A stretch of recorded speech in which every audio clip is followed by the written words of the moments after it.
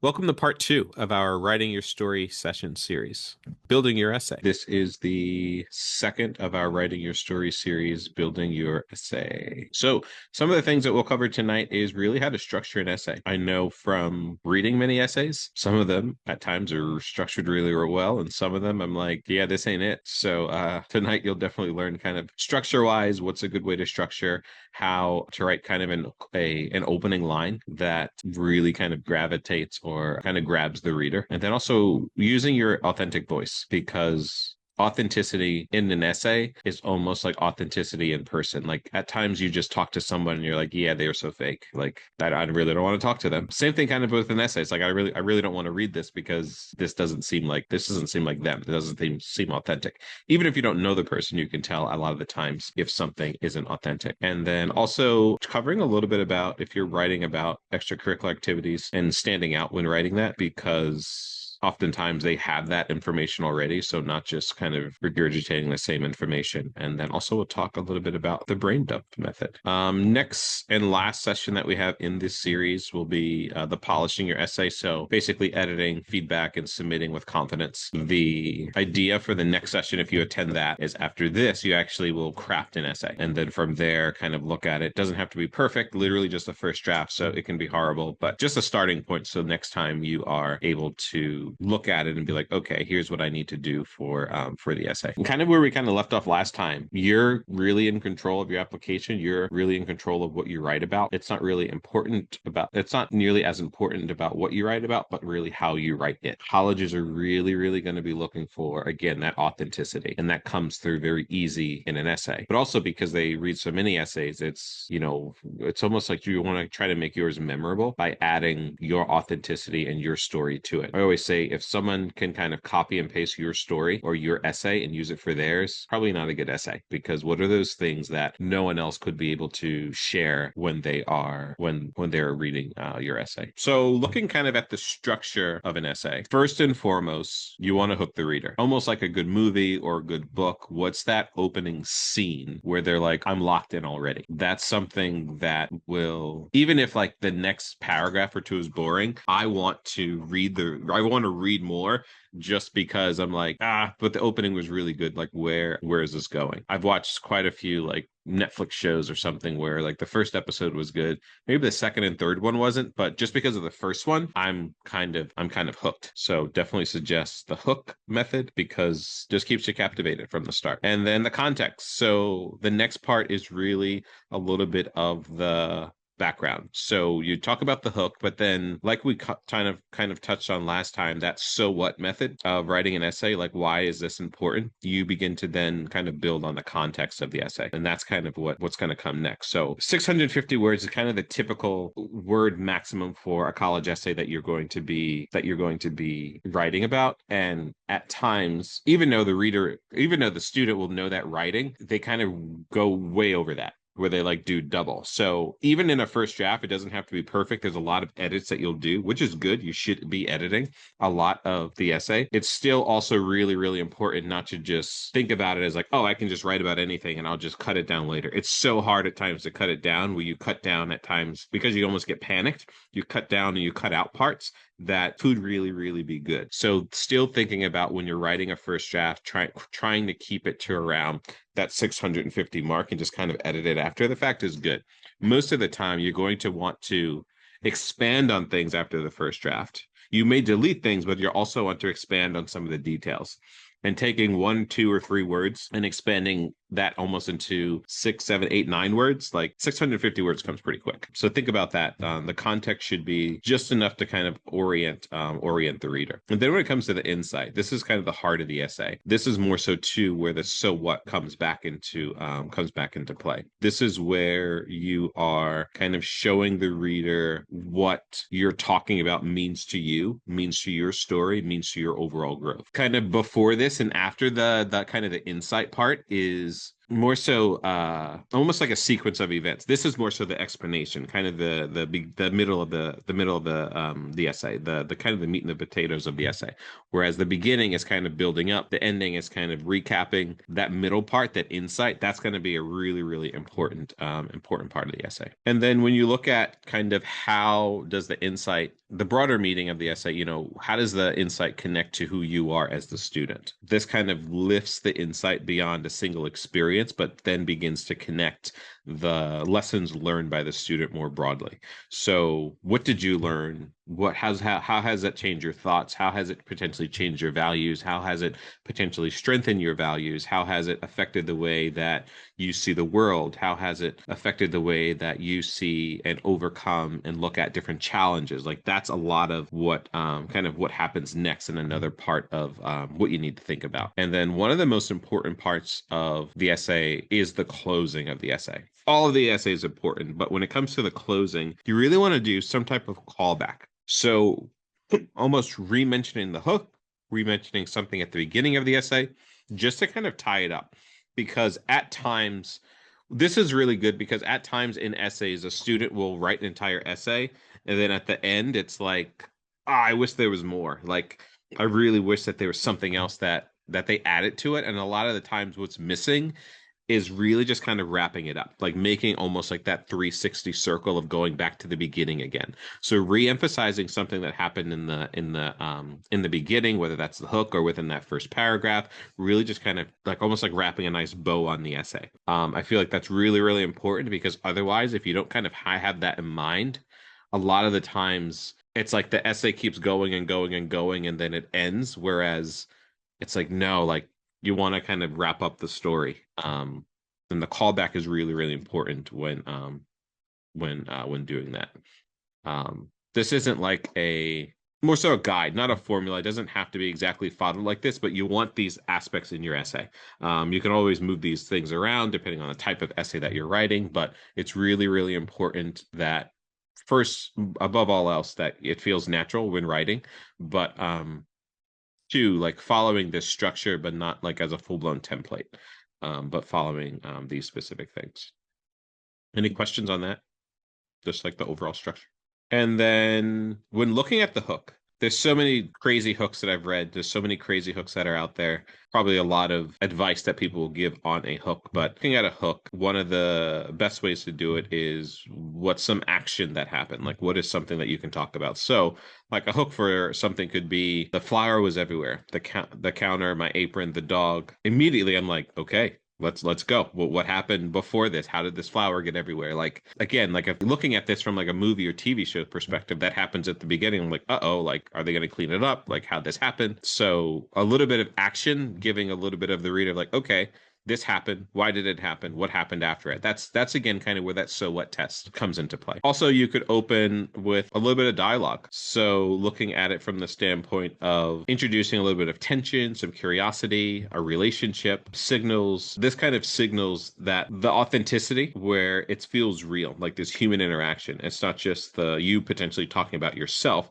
but you're talking about something else or someone else, things that happened. And then also potentially starting off with a statement, something surprising, something counterintuitive, but something that kind of demands the reader's attention. So like this one here, I was always scared the worst thing would happen to me. Then it did. I'm hooked because I'm like, okay, what was the worst thing? How long had they been thinking about this? Like there's so many of these questions that you can then begin to answer in your essay. So really anything that there's some type of question there is really going to connect the reader to your story immediately almost. Kind of going with a provocative statement opener works when it's generally surprising or contradicts kind of what the reader would expect because it's a little bit of a surprise. It creates a almost like contact the reader and you because you made some type of a bold claim or bold statement. Now they're like, all right, explain it. Keeps the reader reading. I would say some of the things to avoid when doing this is, although it will ask a question, but opening an essay with something like, I have always been passionate about, it's like,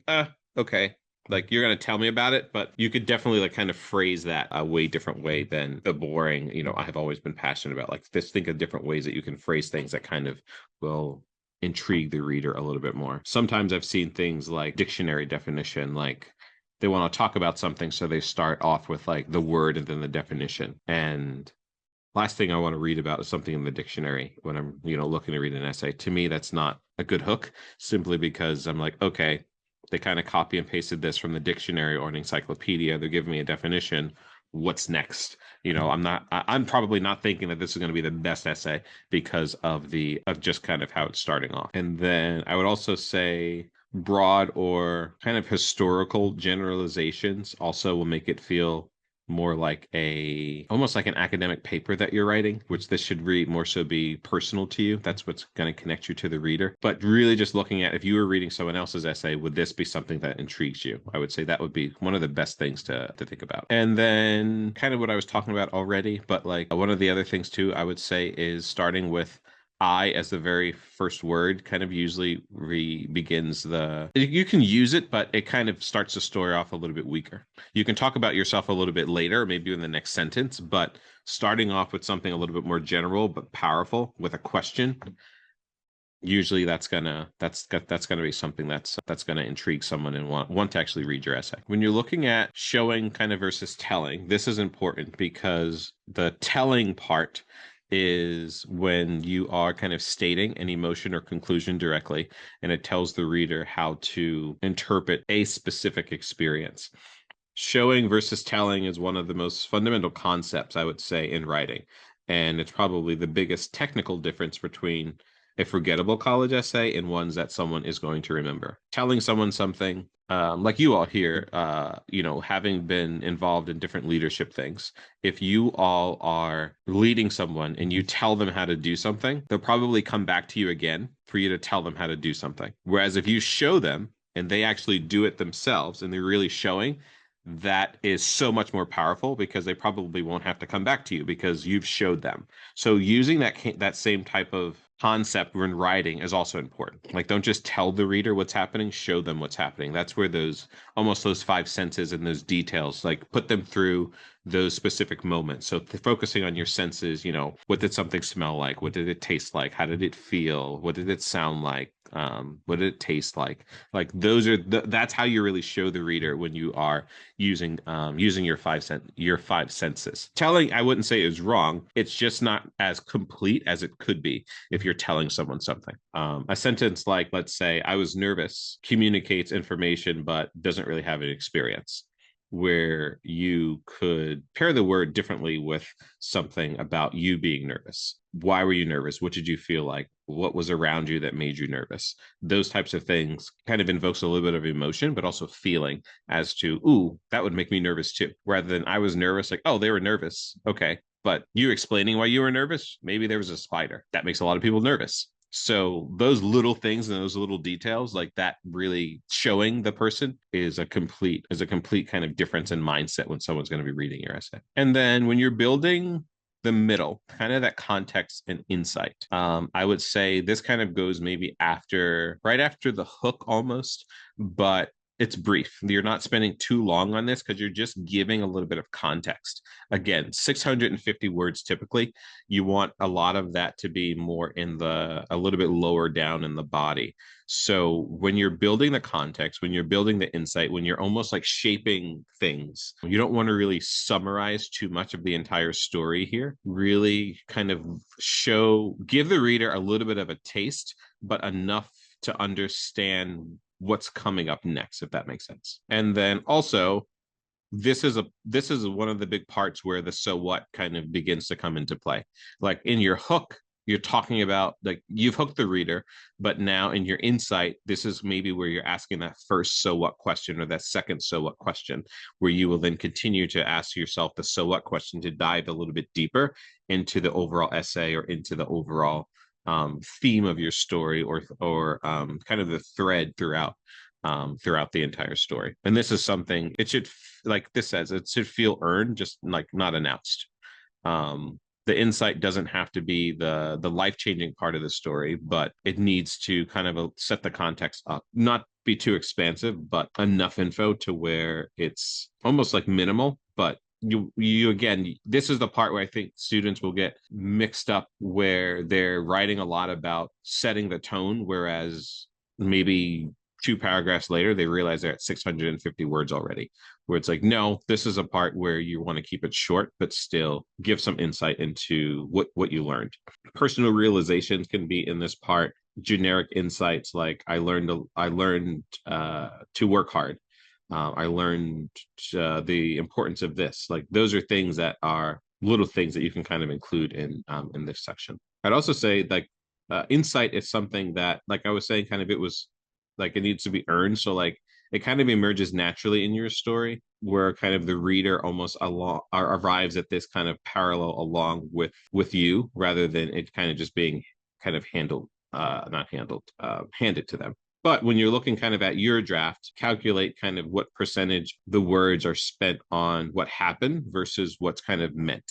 So if the ratio is, too far on one side rather than the other, then I would say kind of re-look at the overall body of the essay. And like it's hard to explain if you don't have like an essay in front of you. So I'm not sure if you did the took a look at the attachment that I had sent in the email, or the link that I sent, but like that kind of explains like the 5 sections with the hook and the insights and everything. But like if you really kind of put your essay into those specific things, you could get 650 words pretty quickly, but also those specific areas of like kind of the 5 pillar structure will really help you out when structuring an essay. When you're doing kind of the closing and the callback, this is the ending of the essay, but it's one of the most powerful, I would say, structural tools of your essay. Most students will end their essay with something very generic, a generic summary, a generic statement, something maybe about, and this is why I'm looking forward to college, where the callback doesn't really almost sound sophisticated, but you want to bring the reader back to where they started, but also talk about how the start changed over time. This almost psychologically with the human brain is kind of like wired to find almost like a satisfaction in like the patterns. That's like, oh, we return back to the start, really just kind of looping it together. Again, the amount of essays that people will write and submit where that doesn't happen is, I feel, astronomical, where they just like keep going, keep going, keep going, keep going. And this is why I want to go to college, or this is what I learned. And it's like, well, I want more. Even if it was boring, I'm like, I want more, because it's not really complete. Where you always want to complete what you're doing. For you, I would say, as the person writing, like it should also almost give you satisfaction at the end of your essay, where you're like, I did it, because I've kind of wrapped it up. I did that 360 circle instead of that 180 line, where you're just kind of going, in one direction. Your essay should progress, but also loop around kind of in the long one. So just kind of looking at an example of kind of where we opened at the beginning, where we talked about the fire was everywhere, on the counter, on the apron, on the dog. But the closing could be the kitchen's still messy when I cook, but I have stopped trying to clean as I go. So there's a lot of stuff kind of in between there, but we've looped it back around. I remember that you talked about flour. I remember you talked about the kitchen. I remember you talked about cleaning. So like looking at the closing, you could do it in a bunch of different ways, but even like using like a metaphor, like not directly talking about it, but like almost in a roundabout way, talking about it. So when you're looking at writing, being authentic, again, is one of the most important things that you can do. Short sentences, I feel like a lot of people will question when they're writing essays, but if you have like sentences that are short with maybe 3 or 4 words, and you got 3 or 4 words, you got a period at the end, like that kind of indicates speed in a way. And that's something that's not a bad thing. If you want to speed your essay up, it's not like you have to use like exclamation points. It can be a period at the end, but if that's something how you would kind of normally write or talk, if that's authentic to you, then do it. And also just kind of read it aloud, not just having someone else read it, which is always good too, but also read your own essay aloud from start to finish. And where it sounds off or robotic, or again, unlike you, rewrite that part, because you really want it to sound like you. I'm not sure if any of you kind of experience this, but there's certain times where I will read a text message or I may read an email where I literally read the email or the text message in that person's voice because I'm like, this is so them. Whereas if someone else typed it or wrote it, I'd be like, this doesn't really feel like them. But literally at times it's like, yeah, this is so them. So at times having someone else read what you've written, they can be like, this doesn't sound like you, even though like they're not actually listening to you, but it just doesn't sound like you. So also think about that. Like your authenticity will show up almost how you talk in like how you write also. Um, but that's something I would say you whatever your common voice is, that's what you should also use when you're writing. This is a part two where I always will kind of talk about like using synonyms and using a thesaurus. Um, it's a real problem, I feel, when students are writing essays where a lot of the times I'll read an essay and I'm like, do they really know what this word means? Or if I met them, would they utilize this word in like their normal everyday writing or speaking? If it isn't something you normally would use, I would say don't write it. Your voice is really what makes the essay you. Yeah, Lily. I just have a question about like also trying to sound authentic, but also using like describing words where you're trying to Mhm. like put them in it and how you felt. So, how do we make that sound more authentic? Because I feel like, I wouldn't be like with the example you said, I don't know if I would like personally describe something like sensory when I'm like talking to somebody one on one, if that makes any Mhm. sense. So I would say, how would think about how would you actually describe something? And I would say that's okay to put in your essay.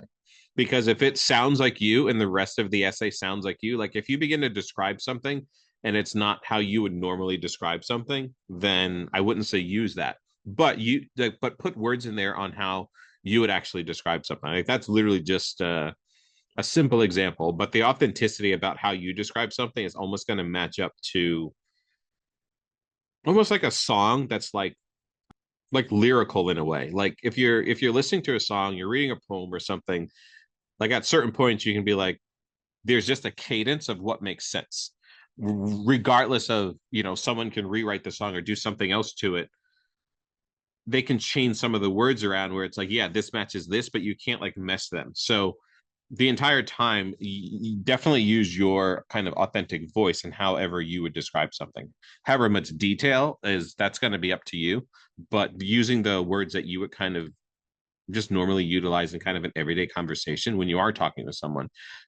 If it sounds authentic to you, I would say keep it. If it doesn't sound authentic to you, then continue to rewrite it until it does, because you want it to match, like almost again like a song, like a lyrical song where it's like, yeah, all of these things kind of go together.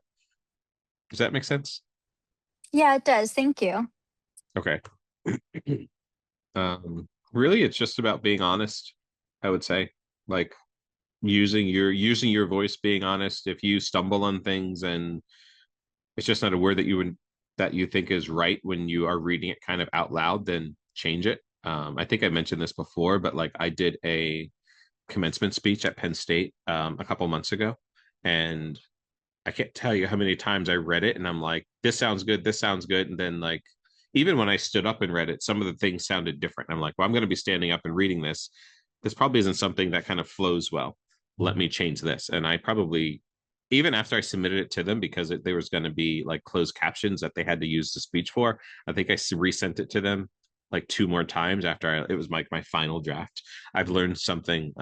You may have learned this already, but like I never title anything anymore final draft because it's never the final draft. Um, Usually there's like two more final drafts after the final draft. But I remember sending it to him and I was like, yeah, here's the final draft. And I feel like that's a curse just saying that because there's always more changes that will happen. And for me, there was like, it just didn't feel authentic to me after reading it. If someone else may have read it, they would have been like, okay, this flows well.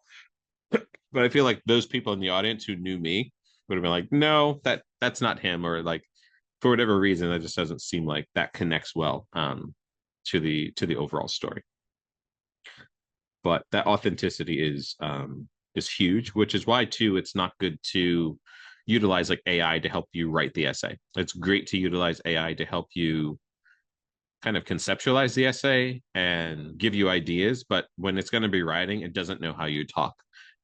You can kind of even train, like for me, I've trained Claude and I've trained ChatGPT where I've given it writing samples and text messages and all these things on how I talk, but it doesn't always still get it right when I want it to write something for me.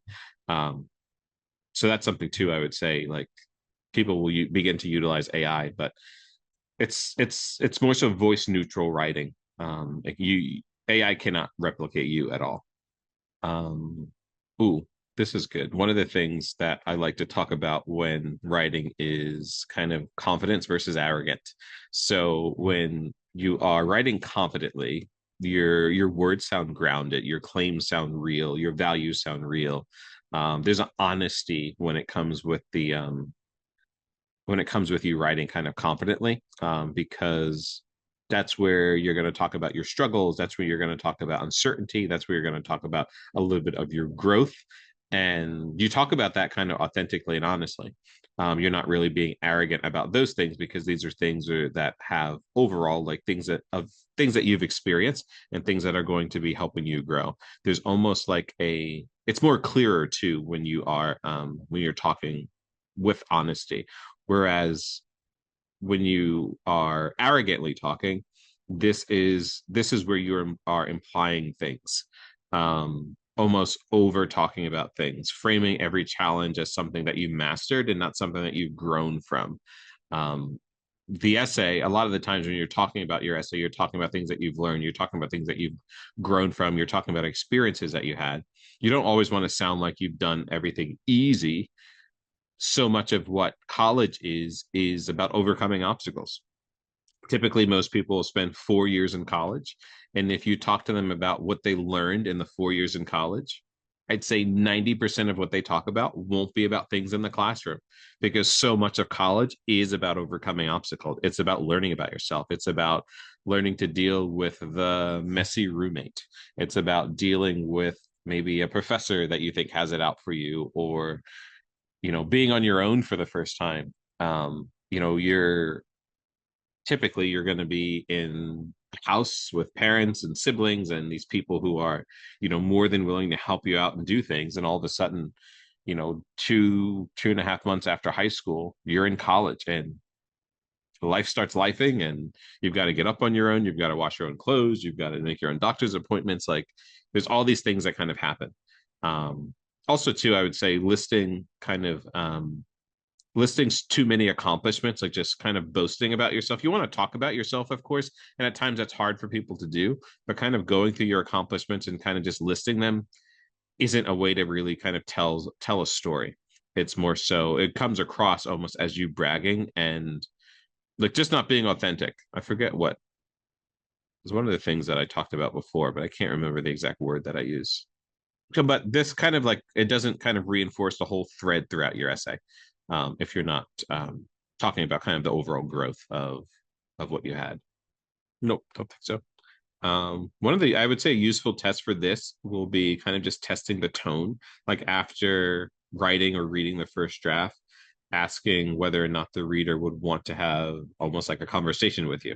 Like having someone else like read this part and like, would you want to talk to me about this? Would you want to hear about this?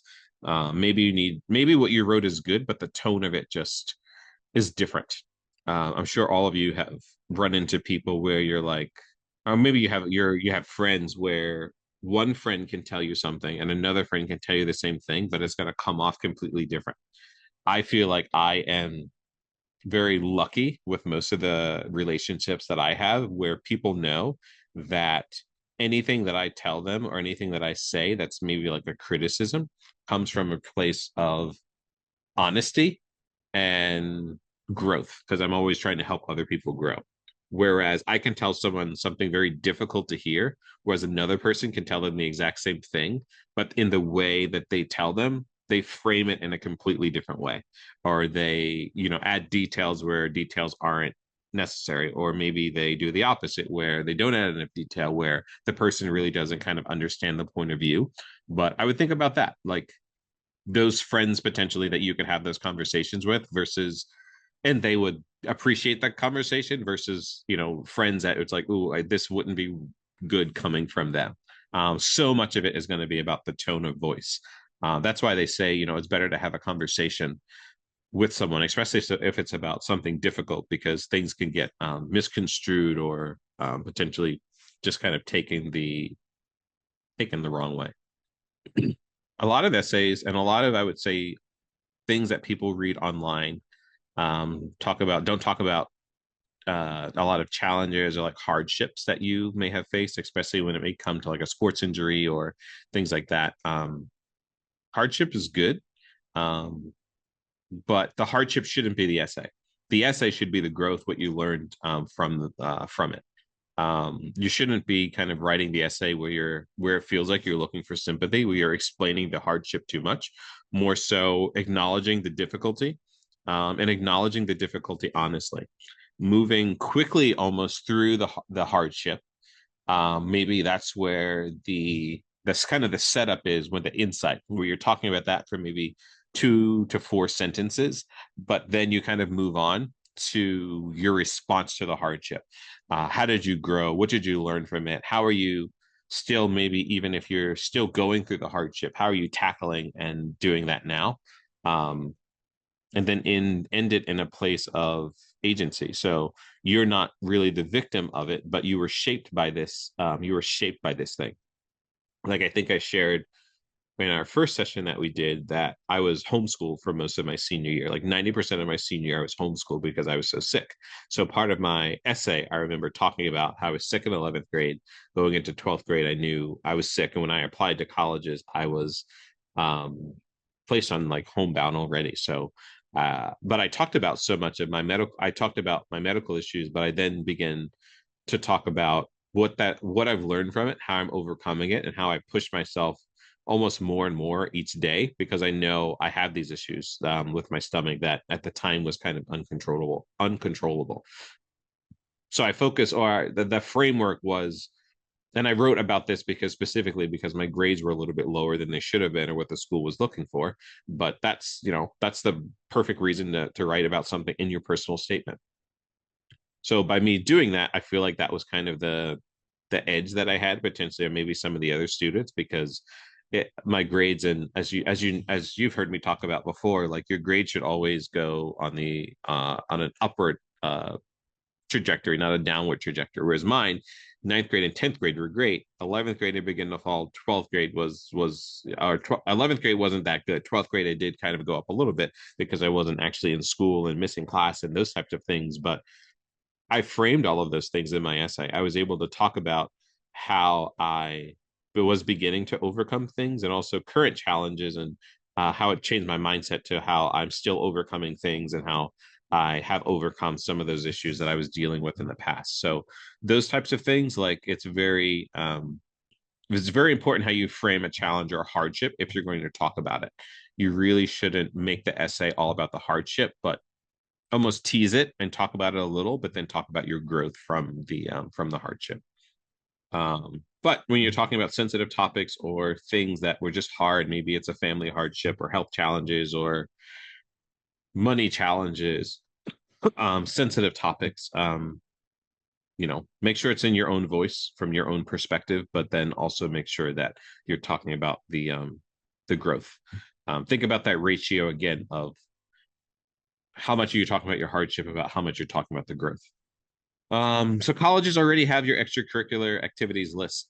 They've probably seen it. They probably looked at it before they're reading your essay. One of the traps I feel students fall into is they really almost just talk about everything that's on that list again. This your essay is the one and only time, if you're not going to do an interview, whether the interview is required or not required, the essay is really only the time where the school can see a little bit into you. So listing your achievements instead of telling a story potentially about the achievements isn't good. Maybe one of the extracurricular activities you want to talk about because that's where you grew, that's where you had a leadership role, that's where you helped someone or where someone helped you, and it changed your perspective on things. Like, that's fine. You want to tell a story. You don't just kind of want to list them out and talk about all the things that you've done. Growth is such a huge part of the essay part and what you've learned and how you're growing, and because they want to see how you will continually learn and how you will continually grow while you're at their school.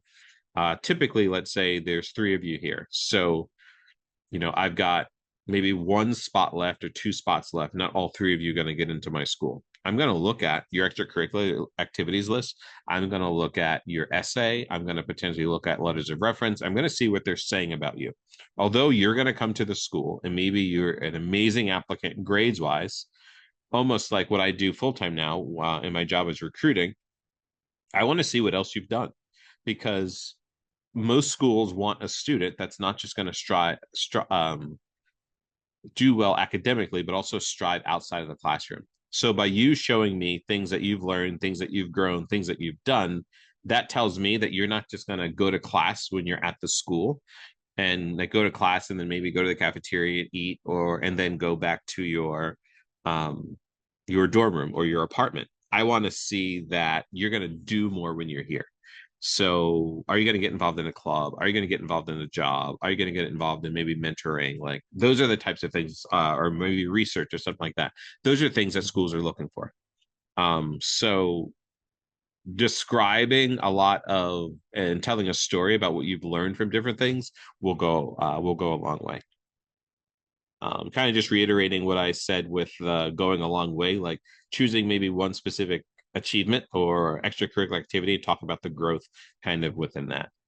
So when you write the first draft, you may be a little nervous because you don't think you can edit it again. You attending this session now before your senior year even starts is absolutely amazing. Um, some people will literally write their essays the night before it's due. So you kind of preparing now, you've got so much time to um, write your draft. You've got so much time to edit your draft. You've got so much time to change your mind, to make your essay, to change your essay, to change the direction, to make it feel different, to get people to read it, to change the tone. Like there's so much time because you can't even apply to schools yet. Um, so signs that you're writing instead of um, or signs a student is writing instead of performing, you're using vocabulary that you would never use. Every sentence is complex. Um, there's so many different things where it's like you just know, kind of like body language when you're talking to a person, you're like, why are they talking like this? Or why is their body language like this? You're in a conversation, they say 90% of communication is nonverbal. So what are kind of those things that you can almost like put or kind of emphasize in your own in your essay? If you can't read your essay out loud kind of without stumbling, it's probably not authentic to you, simply because it doesn't sound like you, it doesn't feel like you. So with your first draft, one of the things I included in the sheet that like the worksheet that I emailed was something about the brain dump. So literally set a timer for like 20 minutes and write without stopping. Write kind of in your own speaking voice. Don't worry about structure, don't worry about length. I wouldn't even say to worry about grammar too much, but like just like write and see how long you can kind of go doing that. And then from there, wait a day, wait a few hours, and then kind of read it with a fresh set of eyes. Highlight the parts of that feel true and authentic, and then remove the rest of it. Um, it'll surprise you at times how much you can actually sit there and just write about. I mean, 650 words, you're probably going to write about. You're probably going to write more than 650 words, but if you can continue going on a specific topic, it's probably a good topic to write about. But if you can't kind of go for that long, and especially if you're literally just like handwriting it and not even typing it, then it's probably something that you want to maybe change your topic on because it wasn't easy for you to write about.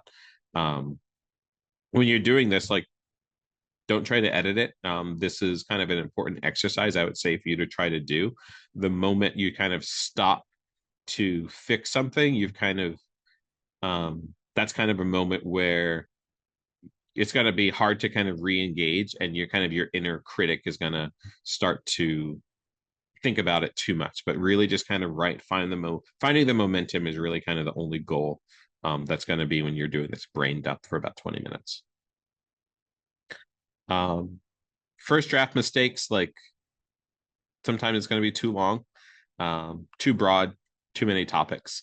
um, that's where this brain dump comes into place. Like, all right, here's where I need to. You may have good things in the brain dump, but you will also see here are some areas where I need to tighten this up a little bit.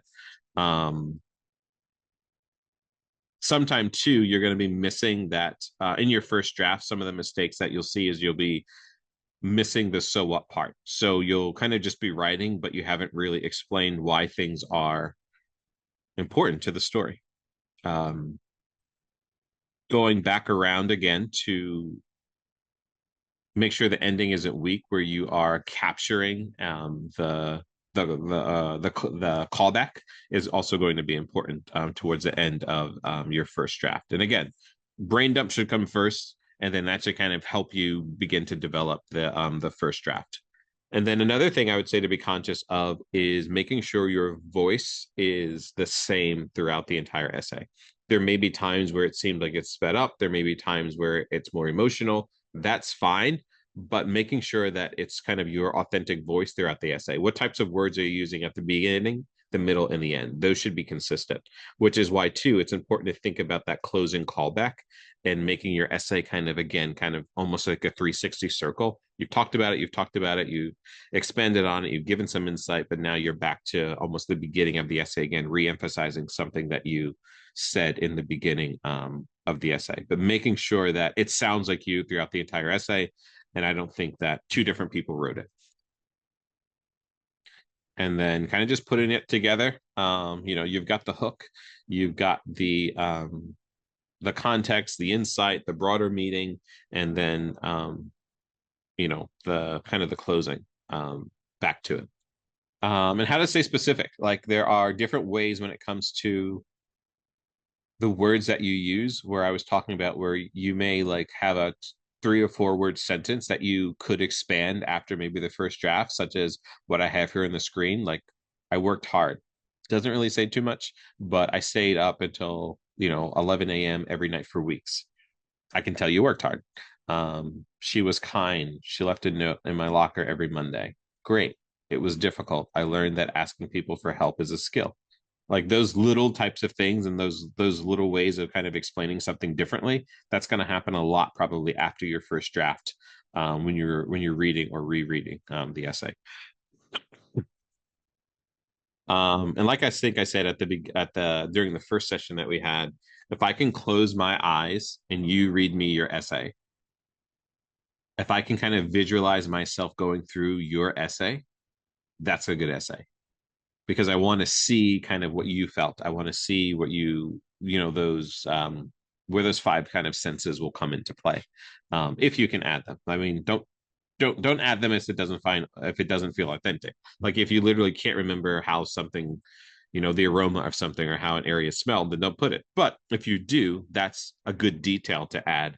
Um, that's a good detail to add. Anything that you can kind of recall. And then 2, at the bottom where I talk about kind of numbers, names, colors, sounds, temperatures, all of those things can relate. Maybe I don't know Steve, but you mentioned Steve a few times. Like, okay, Steve, that's not this other person that they were mentioning that maybe they didn't name, or maybe they did name someone, but you're labeling the different people that you're talking about.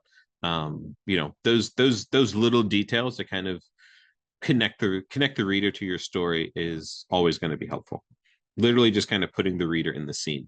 Like if you were like almost like writing a scene for like a TV show or a movie or something. So I would say before the next session, if you've signed up for that one, complete the brain dump exercise. That's going to be probably really helpful. I would say try to do it within the next day or two if you can.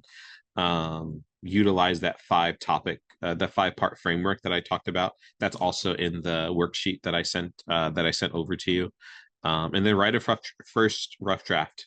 I would say just have that done by Tuesday night when we meet, and then kind of look at that as I go through the the PowerPoint then, and think about where you can just edit some things and make it sound better. And then after that, I would say, once you do that, I will have you then send me the essay, and then I can kind of also give you feedback on some areas after the next session as to where I think you could potentially improve some things. So I would say definitely try to come to the next session with a first draft ready, just for your own sake. So you can it'll be easier to go through what we talk about next time if you have an actual first draft that is ready to go.